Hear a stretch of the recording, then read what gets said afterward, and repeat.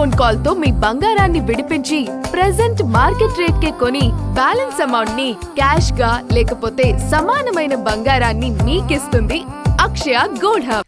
బంగ్లాదేశ్ సార్వత్రిక ఎన్నికలను నాటకమని ఆ దేశ మాజీ ప్రధాని అవామీ లీగ్ అధ్యక్షురాలు షేక్ హసీనా ఆరోపించారు.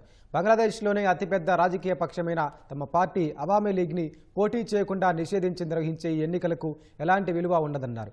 ఎన్నికల అనంతరం ఏర్పడే ఏ ప్రభుత్వమైనా తీవ్ర సంక్షోభాన్ని ఎదుర్కోక తప్పదని ఈటీవీ భారత్కి ఇచ్చిన ప్రత్యేక ఇంటర్వ్యూలో హసీనా తెలిపారు. బంగ్లాదేశ్లో జరుగుతున్న ఎన్నికలపై ఆ దేశ మాజీ ప్రధాని షేక్ హసీనా విమర్శలు చేశారు. ఈటీవీ భారత్కు ప్రత్యేక ఇంటర్వ్యూ ఇచ్చిన ఆమె అక్రమ వ్యవస్థకు చట్టబద్ధత కల్పించడం కోసం జరుగుతున్న నాటకంలో భాగమే ఎన్నికలని ఆరోపించారు. ఒక్క బంగ్లాదేశీ ఓటు కూడా పొందని మొహమ్మద్ యూనస్ నేతృత్వంలోని తాత్కాలిక ప్రభుత్వం 9 సార్లు ప్రజాస్వామ్యబద్ధంగా ఎన్నికైన అవామీ లీగ్ను నిషేధించిందని గుర్తు చేశారు. తద్వారా లక్షల మంది ప్రజల్ని ఓటు హక్కుకు దూరం చేసిందని దుయ్యబట్టారు. Bangladesh Nationalist Party BNP, Jamaat-e Islami అనుబంధ వర్గాలకు చెందని వారు ఎవరైనా నామినేషన్ పత్రాల్ని కొనాలని చూస్తే వారిని పోలీసులు అరెస్టు చేస్తున్నారని హసీనా ఆరోపించారు. ఈ నామమాత్రపు ఎన్నికల ప్రక్రియ ద్వారా ఎవరు అధికారంలోకి వచ్చినా మొదటి రోజే సంక్షోభాన్ని ఎదుర్కోవాల్సి ఉంటుందని ఆమె అభిప్రాయపడ్డారు.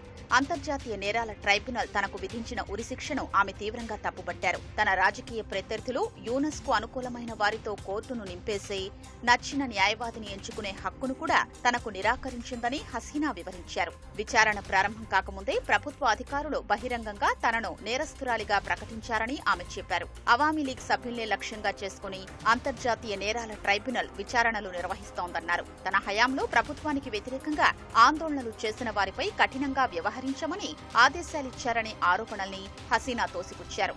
తాను ఎవరినీ చంపాలని ఆదేశాలివ్వలేదన్నారు.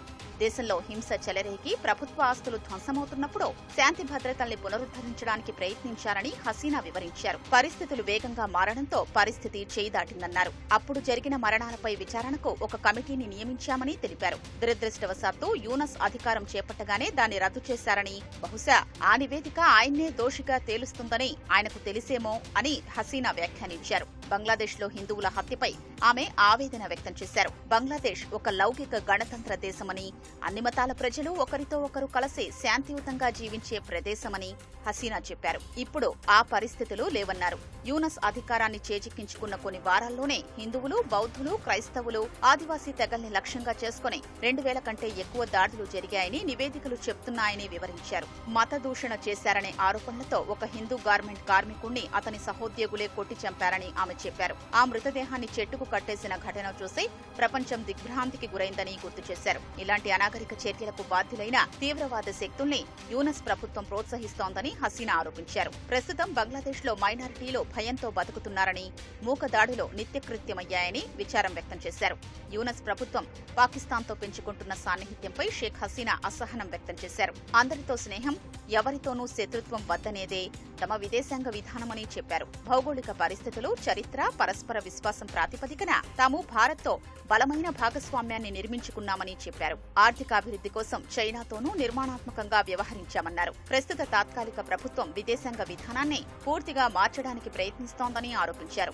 1971లో జరిగిన మారణ హోమాన్ని పాకిస్తాన్ ఇప్పటికీ గుర్తించలేదని, అయినా పాక్తో సాన్నిహిత్యం కోసం యూనస్ వెంపర్లాడుతున్నారని విమర్శించారు. అత్యధిక కాలం బంగ్లాదేశ్ను పాలించిన నేతగా ప్రతిపక్షానికి సరైన రాజకీయ అవకాశాలు కల్పించలేకపోయారనే పశ్చాత్తాపముందా అన్న ప్రశ్నకు ప్రతిపక్షాల్ని పోటీ చేయకుండా తామెప్పుడూ నిషేధించలేదని హసీనా వివరించారు.